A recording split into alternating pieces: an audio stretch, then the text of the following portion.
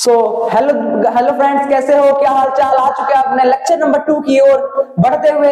तो I hope आपने मेरा प्रीवियस लेक्चर चेकआउट किया होगा, उसमें आपको बहुत मजा आया होगा, तभी आप मेरे इस लेक्चर पे भी मेरा सपोर्ट करने आ चुके हैं। ठीक है, तो अब मैं पहली बात ज्यादा बकवास करते हुए नहीं करता हूँ और आगे मैं बढ़ता हूँ। तो आप जिन लोग मेरा पहले से लेक्चर लेते आ रहे होंगे, आप जानते होंगे कि हम पहले प्रीवियस लेक्चर का रिवीजन करते हैं।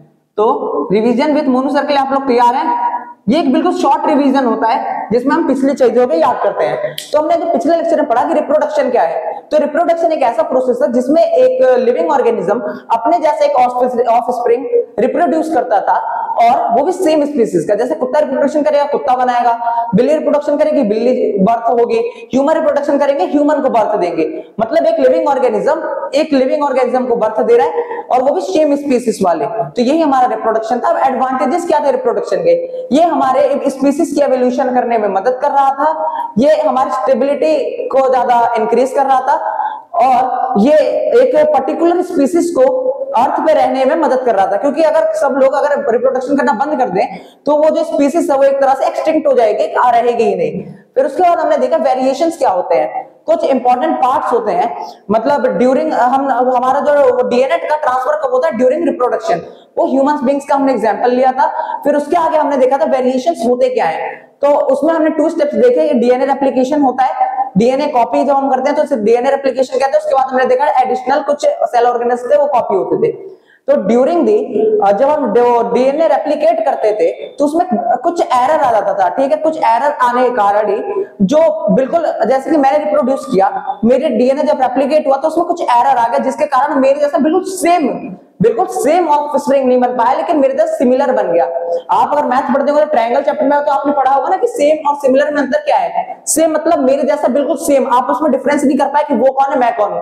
सिमिलर मतलब मेरे जैसा दिखता है, आप समझ सकते हैं कि हाँ ये मोनू सर का लड़का है। तो वैसे ही ठीक है, हमने इतना देख लिया। उसके बाद हमने देखा वेरिएशन क्या होता है। वेरिएशन मतलब कुछ चेंजेस आ जाते हैं। मैंने आपको बताया था कि अगर रिप्रोडक्शन हो रहा है, समझ लीजिए मछली जो है रिप्रोड्यूस कर रही है खुद को, तो समझ लीजिए कि उसके डीएनए में कुछ एरर आया, तो उसके पास अगर कुछ एरर में, जैसे कि वो 10 डिग्री पानी सेल्सियस में रह सकती थी पानी में, और जो डीएनए में वो चेंजेस है, वेरिएशंस है, उसके कारण जो बच्चा उसका पैदा हुआ ऑफस्प्रिंग आया, वो 50 डिग्री सेल्सियस तक के पानी में रह सकता है। तो वो क्या है? वो वेरिएशन है जिसने उसको मदद किया कहां पे? अडेप्ट करने में डिफरेंट कंडीशंस में। वो मतलब समझ लीजिए मैं हूं, अगर मेरा जो डीएनए रेप्लिकेट हुआ, अगर उसमें कुछ ज्यादा ही चेंजेस आ गए तो एक नई स्पीसीज बन जाएगी। ठीक है, तो नई स्पीसीज के फॉर्म होने में भी एक वेरिएशन का बहुत बड़ा हाथ है। और हमने असेक्सुअल रिप्रोडक्शन और सेक्सुअल रिप्रोडक्शन में अंतर पढ़ा था। ठीक है, असेक्सुअल में क्या और सेक्सुअल में क्या था? सेक्सुअल में 2 पेरेंट्स रिक्वायर्ड थे, असेक्सुअल में 1 पेरेंट रिक्वायर्ड था। सेक्सुअल में जो था गैमेट्स रिक्वायर्ड थे, मतलब स्पर्म और ओवा। असेक्सुअल में वो रिक्वायर्ड नहीं था। फर्टिलाइजेशन होता था सेक्सुअल में। फर्टिलाइजेशन मतलब मेल गैमेट और फीमेल गैमेट आपस में आके मिल गए, तो उसको हमने कहा था सेक्सुअल रिप्रोडक्शन। और असेक्सुअल रिप्रोडक्शन में फर्टिलाइजेशन नहीं होता। अब हम देखें सेक्सुअल रिप्रोडक्शन में, तो जेनेटिकली डिसिमिलर होता है, मतलब जो ऑफस्प्रिंग होता है सिमिलर नहीं होता है, अलग होता है। असेक्सुअल रिप्रोडक्शन वो बिल्कुल सेम होता है। और हमने आगे देखा था कि असेक्सुअल रिप्रोडक्शन क्या है? प्रोडक्शन ऑफ ऑफस्प्रिंग, मतलब ऑफस्प्रिंग उसमें पैदा होते हैं बाय सिंगल पेरेंट, और उसमें फॉर्मेशन नहीं होता गैमेट का, और ना ही उसका फ्यूजन होता है। उसके एग्जांपल्स हमने बहुत सारे पढ़े थे, बैक्टीरिया, अमीबा, पेरिमोशियम, प्लेनेरिया, प्लाज्मोडियम। ठीक है, ऐसे ही हमने पढ़ा था। अब हम आगे बढ़ेंगे तो अब हम क्या पढ़ने जा रहे थे, और उसके हमने टाइप्स पढ़े थे एसेक्सुअल रिप्रोडक्शन। क्या क्या पढ़े थे हमने? Fission, fragmentation, budding, vegetative propagation, regeneration, and last क्या था? Spore formation. आपको याद है ना, मैं भी थोड़ा टॉपिक भूल गया था उस समय। तो चलिए, इसी के साथ हमारा रिवीजन खत्म हुआ, और हम अब क्या पढ़ने जाएंगे? जल्दी जल्दी बताइए। मैं इसको मिटाता हूं और आप जल्दी बताइए कि अब हम क्या पढ़ेंगे। मैंने क्या बोला था कि हम फ्रेश स्टार्ट करेंगे फिजन का, ठीक है, जो कि सेक्सुअल रिप्रोडक्शन का पार्ट है। तो हम चालू करते हैं क्या? फिजन। अब मैं पहले लिखता हूं फिजन है क्या। फिजन इज अ डिवीजन, ये एक तरह का बंटवारा है। फिजन इज अ डिवीजन, और कह सकते हैं splitting of unicellular organism in 2 or more of in two or more organisms. तो हमने क्या देखा, फिजन क्या है? फिजन एक तरह का बंटवारा है या फिर जिसमें एक यूनिसेलुलर ऑर्गेनिज्म दो हिस्सों में बढ़ जाता है, दो या दो से ज्यादा हिस्सों में बढ़ जाता है, ठीक है, इन टू और मोर ऑर्गेनिज्म, ठीक है। तो इसमें क्या है कि एक यूनिसेलुलर ऑर्गेनिज्म दो या दो से अधिक डॉटर सेल्स में बढ़ जाता है, उसको कहते हैं फिजन।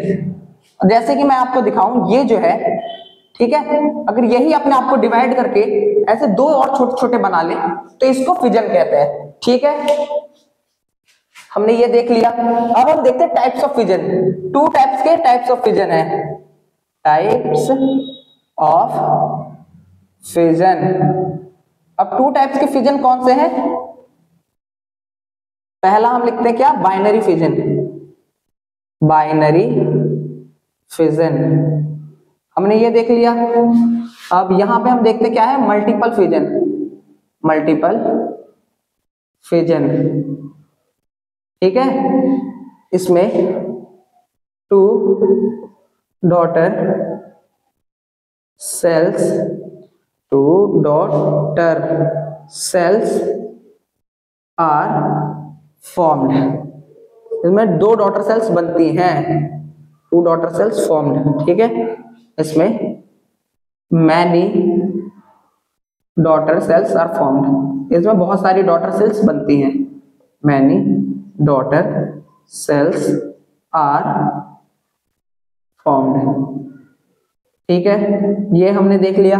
अब इसी के अंदर बाइनरी फिजन के भी टाइप्स है, यहां मैं लिखूं types of binary, types of binary, या फिर पहले मैं इसके एग्जांपल्स आपको लिखवा दूं, इसके एग्जांपल और इसके एग्जांपल।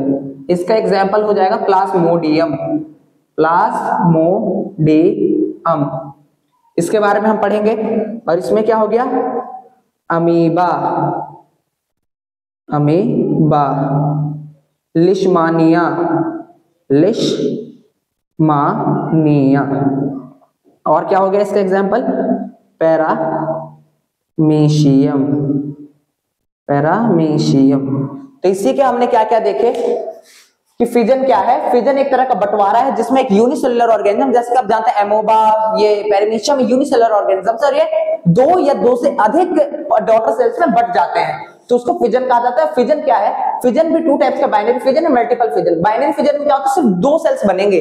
मैंने आपको दिखाया था, समझ लीजिए एक सेल है, इससे टूट के सिर्फ दो सेल बने, बाइनरी फिजन।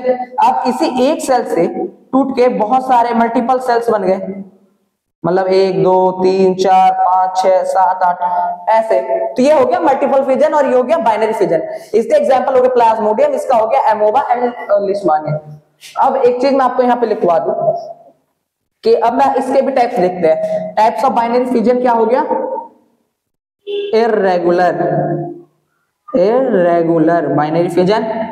अब हो गया इसके बाद लॉन्गिट्यूडिनल, लॉन्गिट्यूडिनल, लॉन्गिट्यूडिनल। इसके बाद हो गया हमारा ट्रांसवर्स, ट्रांसवर्स। आई होप आपको क्लियर होगा कैमरे में। Binary fission, binary fission, binary fission. मैं आपके अच्छे अच्छे नोट्स बनवाने के लिए इतनी मेहनत कर रहा हूं, तो आप भी अच्छे अच्छे नोट्स बना के मेरी मेहनत को सार्थक कीजिए। बाइनरी फिजन, ठीक है, 1 2 3। तो हमने इतना देख लिया फिजन क्या है। टाइप्स ऑफ फिजन कितने टाइप्स के हैं, टू टाइप्स के, एक हो गया यहां, एक हो गया यहां। हमने इसके अंदर के एग्जांपल्स देख लिए। अब टाइप्स ऑफ बाइनरी फिजन में हमने देखा कि जो बाइनरी फिजन है वो भी कितने टाइप्स का है, 1 2 3। Irregular binary fission, longitudinal binary fission and transverse binary fission. पहले आप इसको राइट डाउन कीजिए, फिर हम आगे बढ़ते हैं। तो आप एक बार देख लीजिए इसे। तो आई होप आपने इसको राइट डाउन कर लिया होगा। मैं इसको मिटाता हूं और फिर हम आगे बढ़ते हैं। अब हम पढ़ेंगे, देखेंगे इरेगुलर बाइनरी फिजन में कौन आता है, लॉन्गिट्यूडिनल बाइनरी फिजन में कौन आता है। अगर मैं आपको बताऊं तो अमीबा जो है इरेगुलर बाइनरी फिजन में आ जाएगा, लिशमानिया जो है लॉन्गिट्यूडिनल बाइनरी फिजन में आ जाएगा, पैरामीशियम जो है ट्रांसफर बाइनरी फिजन में आ जाएगा। तो चलिए हम उसी को लिख लेते हैं।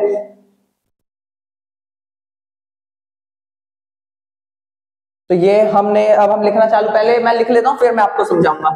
तो अब हम नेक्स्ट क्या लिख रहे थे कि एमोबा, अमीबा कहते हैं, sorry amoeba does irregular, amoeba does irregular binary fission, ये इर्रेगुलर बाइनरी फिजन करता है। हम समझ गए क्या कि इर्रेगुलर बाइनरी फिजन करता है। लिशमानिया, ये कुछ माइक्रो ऑर्गेनिज्म है, यूनिसेलुलर माइक्रो ऑर्गेनिज्म। आपको खाली नाम याद रखना है, जब भी बड़े होके आप जानेंगे 11वीं 12वीं क्लास में, 11वीं 12वीं क्लास में कि क्या होता है। लिशमानिया डज लॉन्गिट्यूडनल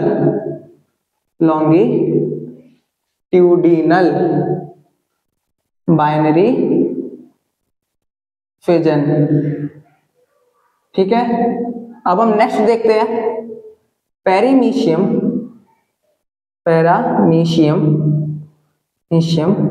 डज ट्रांसवर्स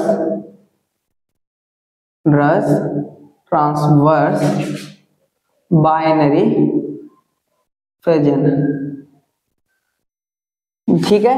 ये हमने कुछ पॉइंट्स लिख लिए। आपको अगर पेपर में आएगा तो पेपर में आया कि इर्रेगुलर बाइनरी फिजन कौन करता है, ऑप्शन 1।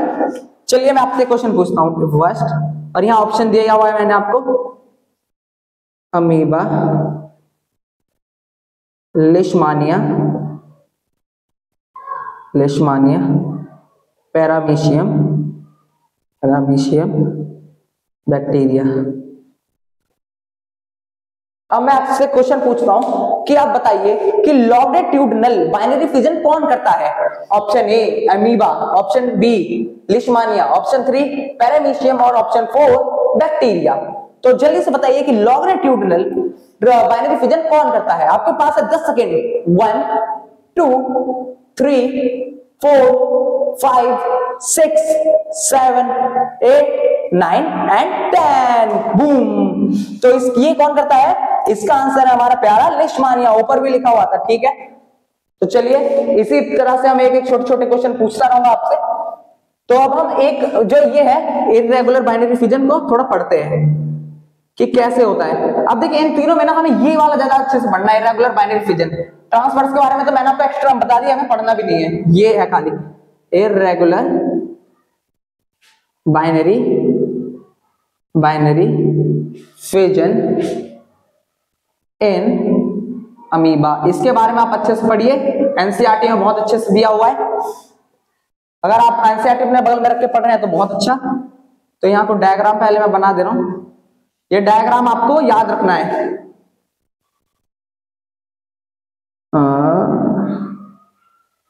ठीक है, आई होप कि आप अच्छे से याद रख रहे होंगे।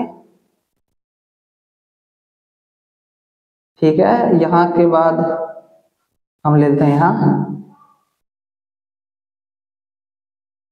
एक मिनट,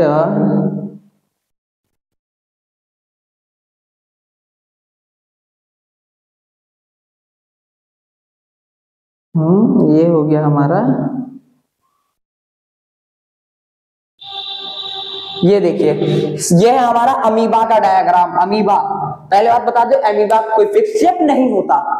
अमीबा के जो ये हाथ ये दो दिख रहे हैं इसको कहते हैं सूडोपोडिया। पहले अब मैं इसके बारे में आपको लिखा दूं, अमीबा के बारे में। यहाँ अमीबा के बारे में कुछ कुछ चीजें आपको जानना जरूरी है। अमीबा जो है यूनिसेलुलर है, यूनिसेल्यूलर क्या है, प्रोटोजोआ। अब पहले आप हम देखें अमीबा क्या है, यूनिसेलुलर है, प्रोटोजोआ है, और हाँ इसके पास क्या होते हैं, सूडोपोडिया,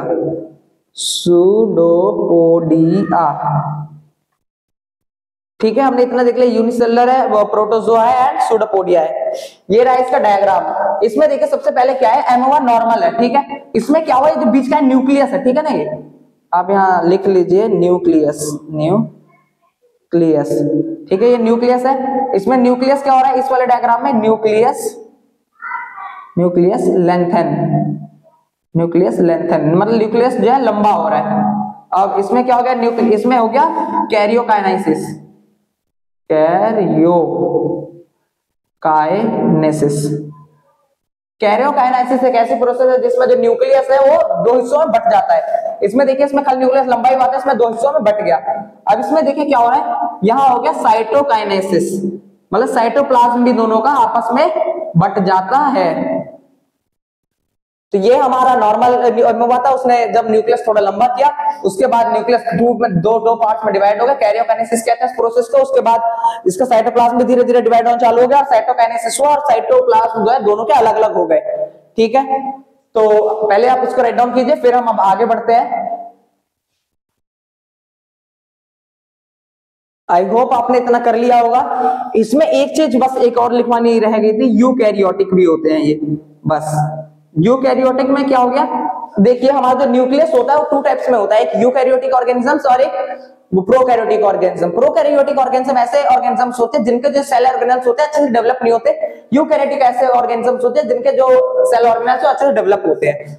बस ये जैसे कि न्यूक्लियस पे डबल मेम्ब्रेन होगी, मतलब डबल लेयर मेम्ब्रेन होगी। आपको मैंने पढ़ा रखा था फंडामेंटल यूनिट ऑफ लाइफ में, तो जिन्होंने मेरा वाला लेक्चर नहीं देखा तो जाके पहले उसे चेकआउट कर लीजिए, और वो छोटा सा ही है तो जल्दी से आप समझ भी जाएंगे। अब मैंने जैसे कि आपको बताया, इसमें मैंने डायग्राम भी बताया था आपको इरेगुलर बाइनरी फिजन में, तो आपको ये वाला थोड़ा अच्छे से याद रखना है। अब देखिए लॉन्गिट्यूडिनल बाइनरी बाइनरी फिजन। ठीक है, तो अब इसमें कौन सा आएगा, लिशमानिया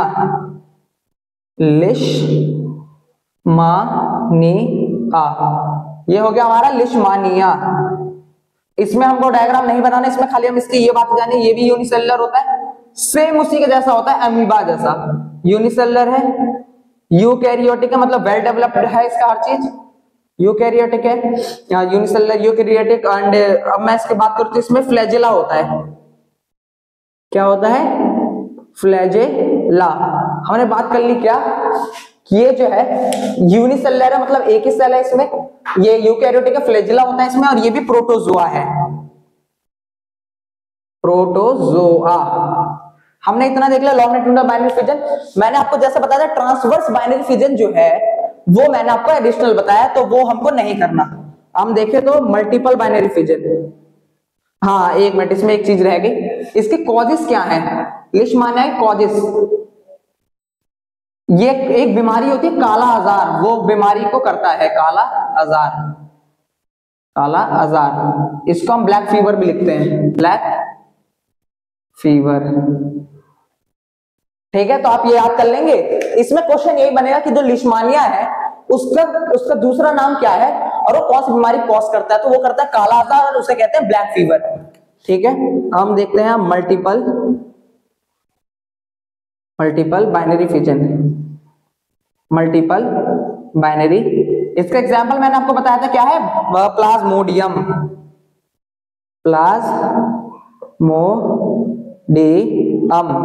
अब ये क्या है, ये भी ये है यूनिसेलुलर है, यूनिसेलुलर यूकैरियोटिक एंड प्रोटोजोआ। अब इसके भी कॉजेस क्या है, कॉजेस मलेरियल पैरासाइट, यहां लिख लेते हैं मलेरिया। ये जो है ना मलेरिया स्प्रेड करता है, मलेरिया फैलाता है। मलेरिया तो आपने सुना होगा, मच्छरों की वजह से जो कि होते हैं, और इसका दूसरा नाम मलेरियल पैरासाइट भी कहते हैं, इसे मलेरियल पैरासाइट। ठीक है, प्लाज्मोडियम को किस नाम से जाना जाता है, मलेरियल पैरासाइट। ये क्या कॉज करता है, मलेरिया को फैलाता है।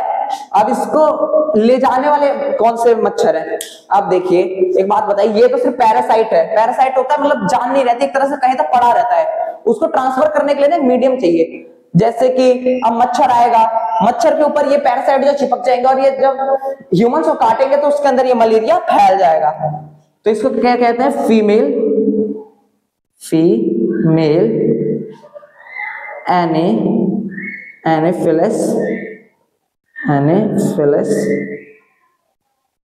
Anopheles mosquito.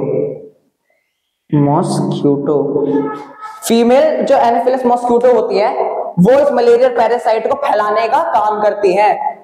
आप तो जानते हैं ना, हम मेल्स कितने हम वो इनोसेंट होते हैं, हम कोई काम करते ही नहीं है, सारी काम करती है कौन? ये फीमेल्स, जो कि खून चूसने का काम करती है। अभी तक तो क्या करी थी, खून ही चूस रही थी, अब तो बीमारी फैलाने लग गई। समझ रहे हैं ना कि अभी तक सिर्फ खून चूसने का काम था, दिमाग खाने का काम था, अब क्या कर रही है, बीमारी फैलाने लग गई, मलेरिया। तो ये आपके क्वेश्चन आपके बन सकते हैं। लिशमानिया कौन सा करता है? डिजीज काला आजार, और प्लाज्मोडियम क्या करता है? मलेरिया। आई होप आपको इतना समझ में आ चुका होगा। अब हम पहले आप इसको लिखिए, फिर हम आगे बढ़ेंगे।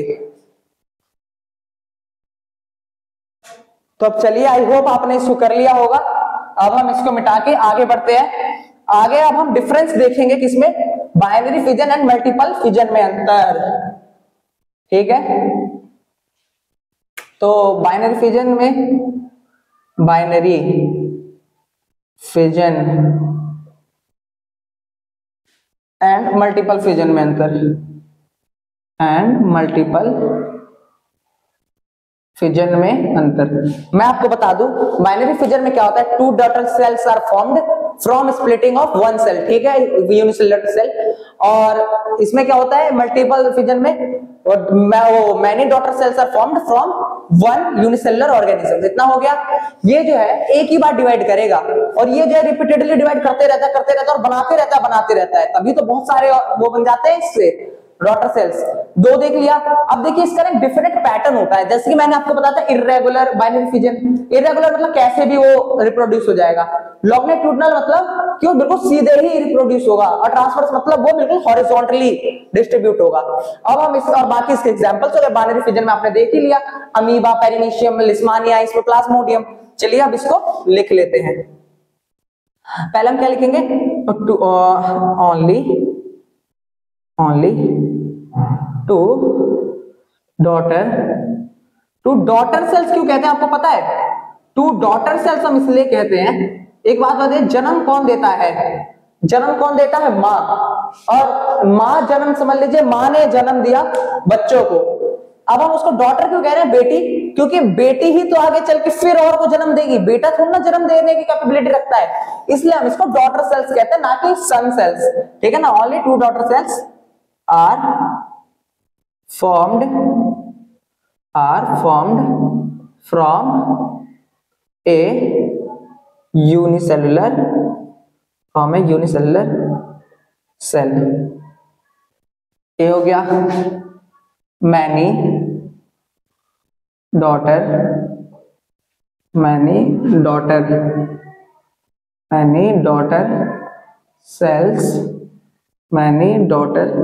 cells are formed, इसमें बहुत सारी डॉटर सेल्स बनती है, फ्रॉम ए यूनिसेलुलर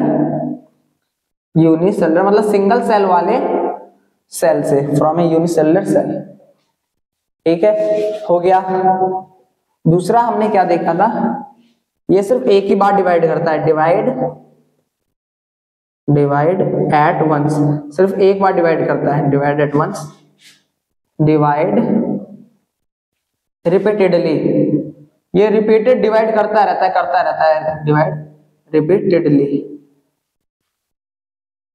अब इसमें क्या लिखो, हैज डिफिनेट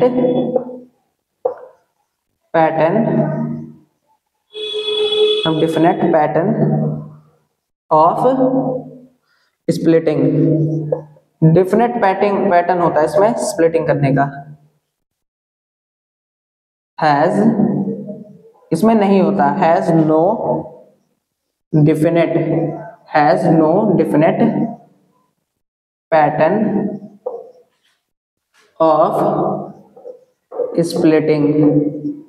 आई होप आप लोगों को समझ में आ रहा होगा, क्योंकि हमने ये पहले ही कर लिया, आपको हम सिर्फ डिफरेंस कर रहे हैं।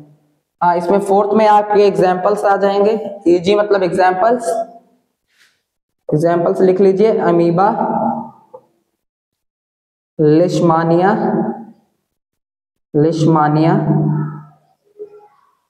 पैरामीशियम, इतना हो गया। और इसमें हो गया हमारा प्लाज्मोडियम। प्लाज्मोडियम। इसके साथ ये हमारा फिजन वाला टॉपिक पूरा खत्म हो गया है। फिजन में हमने देखा क्या, बाइनरी फिजन। इसमें हमने क्या देखा, मल्टीपल फिजन। बाइनरी फिजन में क्या है, सिर्फ दो डॉटर सेल्स बनेंगे एक यूनिसेलुलर सेल से। इसमें बहुत सारे डॉटर सेल्स बनती है एक यूनिसेलुलर सेल से। ये सिर्फ एक बार डिवाइड करेगा, ये रिपीटेडली डिवाइड करता रहेगा। इसके एक डेफिनेट पैटर्न होता है स्प्लिट करने का, और इसका कोई भी डिफरेंट पैटर्न नहीं होता। इसके एग्जांपल्स होगा अमीबा, लिशमानिया, पैरामीशियम, और इसमें हो गया प्लाज्मोडियम। आई होप आप लोग को इतना समझ में आ चुका होगा, और आप लोग आगे करने के लिए बेताब होंगे। तो पहले आप इसको खत्म कीजिए, फिर हम आगे बढ़ते हैं। तो चलिए अब आगे बढ़ते हैं और अपना नेक्स्ट टॉपिक करते हैं, फ्रेगमेंटेशन। अब यही एक बड़ा टॉपिक था, और एक दो और बड़े बड़े हैं, और बाकी सब छोटे छोटे हैं, तो जल्दी खत्म हो जाएंगे। तो अब हम नेक्स्ट टॉपिक क्या है हमारा, फ्रेगमेंटेशन। फ्रेगमेंटेशन।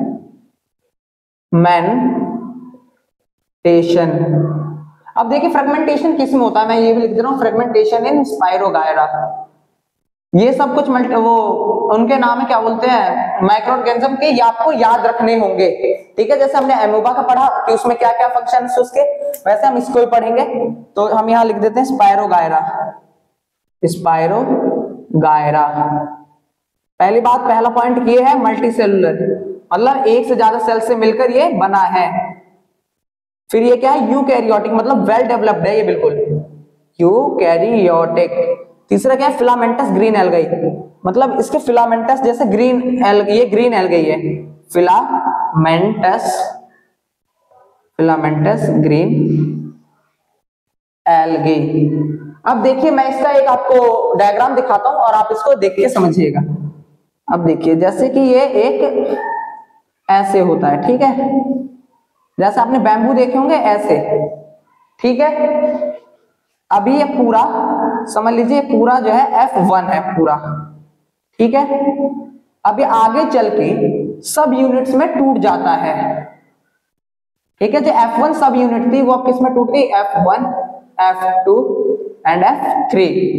अब जो फर्दर ये होगा F1 वाला जो है, ये खुद ऐसे ऐसे अपने अंदर ब्रेक हो जाएगा, खुद ऐसे अंदर ब्रेक होगा, और ये दोबारा से ऐसे 3 बना लेगा, 1 2 3, 1 2 3, 1 2 3। ये सिर्फ आपको समझाने के लिए था। इसमें मतलब मैंने क्या बताया कि देखिए पहले पूरा एक था, एक से कितने बने, 3, F1 F2 एंड F3। अब इन तीनों ने अपने आप अपने अंदर और ज्यादा वो किया, मतलब बनाया, फ्रेगमेंट्स में डिवाइड होगा। ये इनको किस में डिवाइड होगा, फ्रेगमेंट्स में। इसको कहा जाएगा एक फ्रेगमेंट, इसको दूसरा फ्रेगमेंट, इसको तीसरा फ्रेगमेंट, फ्रेगमेंट 1, फ्रेगमेंट 2, फ्रेगमेंट 3। फिर वो फ्रेगमेंट फर्दर 3 फ्रेगमेंट अलग अलग में डिवाइड हो गए, तो उसी को हमने कहा, जैसे कि अगर मैं अब इसको लिख दूं F1.1, F1.2, F1.3, ऐसे ही, ठीक है। तो ये ऐसे डिवाइड होते हैं। फ्रेगमेंटेशन हमने देख लिया किस में होता है, स्पाइरोगायरा नाम के माइक्रो ऑर्गेनिज्म में होता है। और ये जो माइक्रो ऑर्गेनिज्म है मल्टी सेलुलर है, एक से ज्यादा सेल से मिलकर बना हुआ है। फिर ये क्या है, यूकैरियोटिक और फिलामेंटस ग्रीन एल्गाई है ये। तीसरी, और देखिए ये पूरा F1 फ्रेगमेंटेशन 1 था, जो कि 3 फ्रेगमेंटेशन में डिवाइड हो गया, फ्रेगमेंटेशन 1, फ्रेगमेंटेशन 2 एंड फ्रेगमेंटेशन 3। अब ये जो ईच फ्रेगमेंटेशन है वो फर्दर 3 और फ्रेगमेंटेशन में डिवाइड हो जाएंगे, 1 से 3 बना, 3 से 9 बन गए, ठीक है। अब हम आगे एक देते हैं, अब है बडिंग, ठीक है। ये बडिंग का कंसेप्ट है। ये हमारा फ्रेगमेंटेशन खत्म हो गया। बडिंग हम देखते हैं, बडिंग भी 2 टाइप्स के चीजों में होती है, बडिंग इन ईस्ट देखते हैं।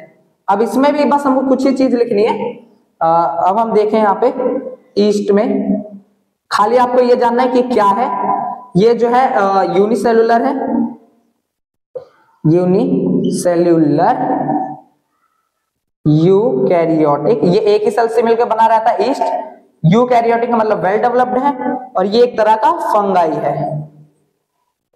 ये आपको याद रखने वाली चीज है कि कौन फंगाई है।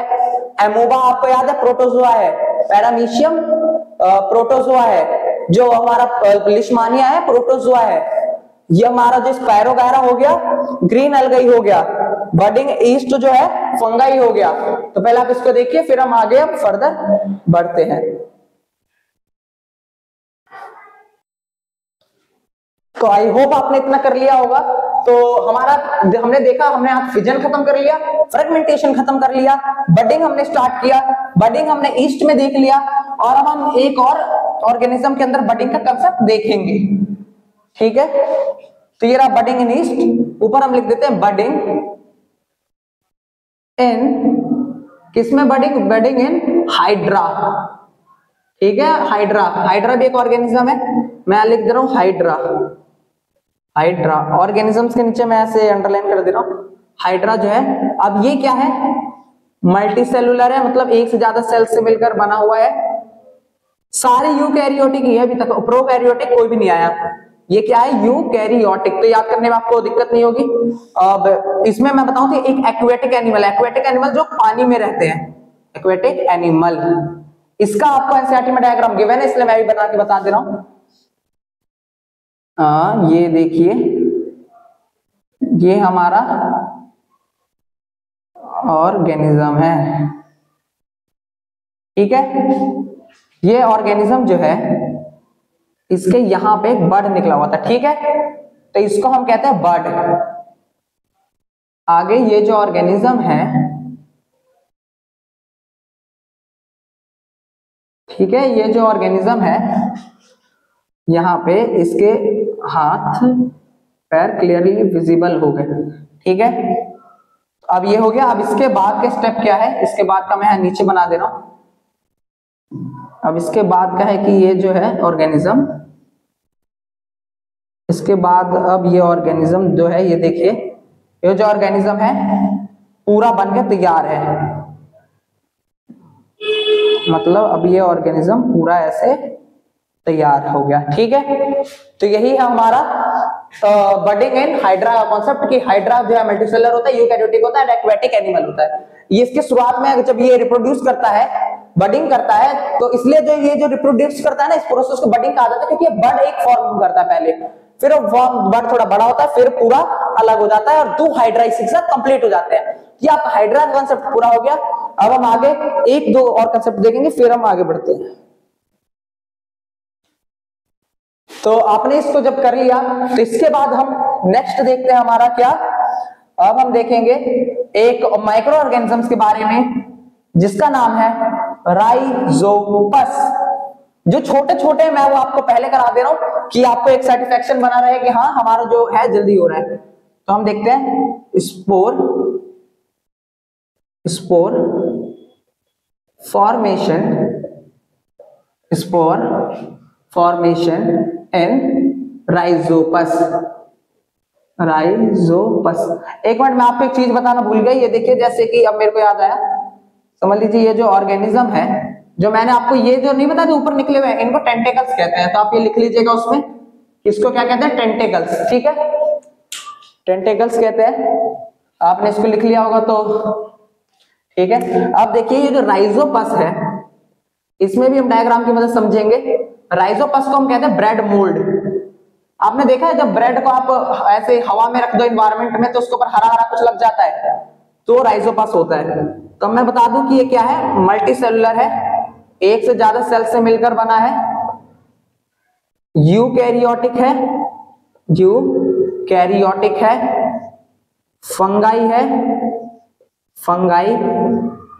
ये रिप्रोड्यूस्ड बाय पोर्स, ये रिप्रोड्यूस करता है by pores, sorry by spores. अब इसका एक डायग्राम हम देख ले। ये देखिए, इसका ये डायग्राम ऐसे है।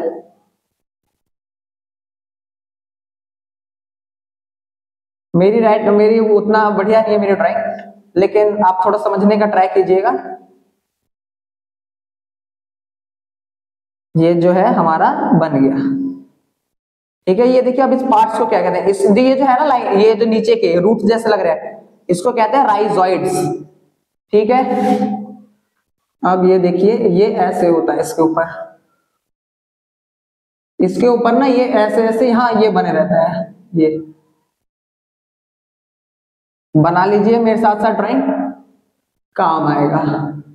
या फिर अगर मेरी ड्राइंग अच्छी नहीं लग रही तो गूगल पे जाके सर्च कर लीजिए, ऐसा ही आ जाएगा, आप बना लीजिएगा। इसको क्या कहते हैं? इसको कहते हैं स्पोर्स। स्पोर्स, ठीक है। अब इसके अंदर जो ये है इसको कहते हैं स्पोरेंजिया, स्पोरेंजिया। अंदर वाले को हमने कहा है जो सर्कल है स्पोरेंजिया, बाहर वाला जो है इसको कहते हैं स्पोर्स। अब देखिए ये जो मैं समझ लीजिए ये हूं, मैं राइजोपस हूं, ठीक है। ये मेरी उंगलियां हैं जो ये स्पोर्स है, और ये जो है मेरा पाम जो है मेरा ये क्या स्पोरेंजिया। हवा आई, मेरे स्पोर्स जो है ना, स्पोर्स ऐसे ऐसे करके उड़ गए, दूसरी जगह चले गए by the help of wind, birds, किसी के भी जरिए, और ये कहीं और जाके गिर गए, कहीं और जाके गिर गए, तो ये अपने आप को और ज्यादा रिप्रोड्यूस करेंगे, ठीक है, आगे चल के। तो इसलिए हम कहते हैं कि रिप्रोड्यूस करते हैं बाय स्पोर, इसको कहते हैं स्पोर, इसको स्पोरेंजिया हो गया। और ये जो है ना रूट, ये इसको कहते हैं स्पोरेंजियो फॉरेस, स्पोरेंजियो, स्पोरेंजियो फॉरेस। तो इसी के साथ हमारा एक खत्म हो गया स्पोर फॉर्मेशन राइजोपस। राइजोपस को हम कहते हैं ब्रेड मोल्ड। आप ब्रेड को एनवायरनमेंट में से खुला रखिए, आप देखिएगा 2-3 दिन बाद वो हरा हो जाएगा, हरा हो जाएगा क्योंकि इसके ऊपर राइजोपस आ जाएगा, जो कि ब्रेड मोल्ड कहते हैं। मल्टीसेलुलर है, मतलब एक से ज्यादा सेल से बना, यूकैरियोटिक मतलब वेल डेवलप्ड है, बिल्कुल न्यूक्लियस वेल डेवलप्ड है, बाकी सारे ऑर्गन्स वेल डेवलप्ड है, फंगाई है ये, और इस स्पोर्स की मदद से वो करते हैं, रिप्रोड्यूस करता है। मैंने आपको बताया, समझ लीजिए मैं राइजोपस हूं, ये तो मेरी उंगलियां हैं स्पोर्स हैं, ये जो मेरा पाम है ये स्पोरेंजिया है, ये जो मेरा है क्या है ये स्पोरेंजियो फॉरेस, जो मेरे पैर हैं वो क्या है राइजोइड्स।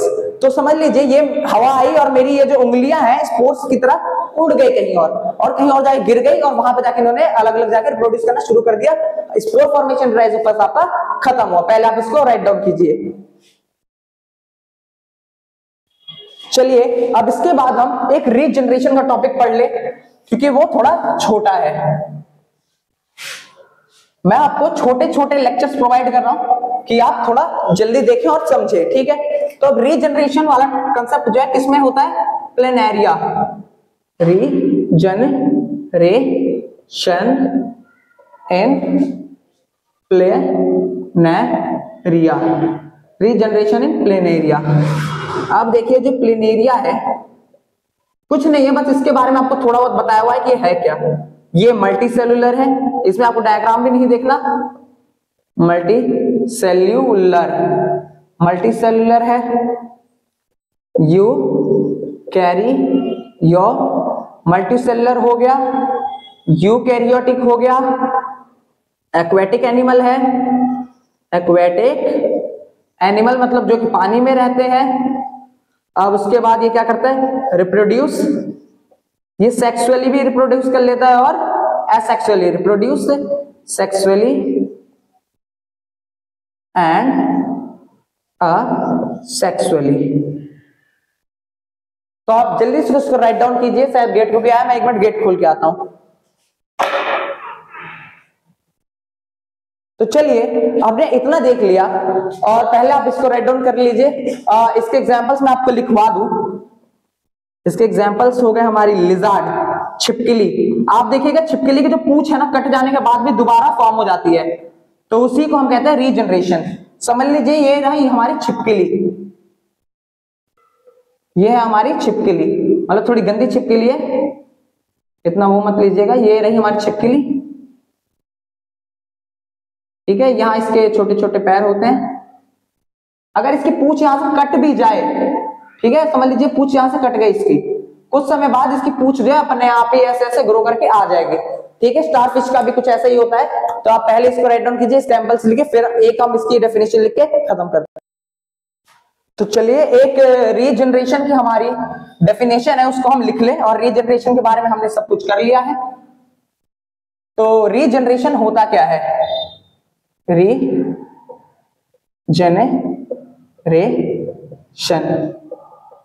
तो हम लिख सकते हैं the ability of living, the ability of living organism to regain of its lost body parts by repeatedly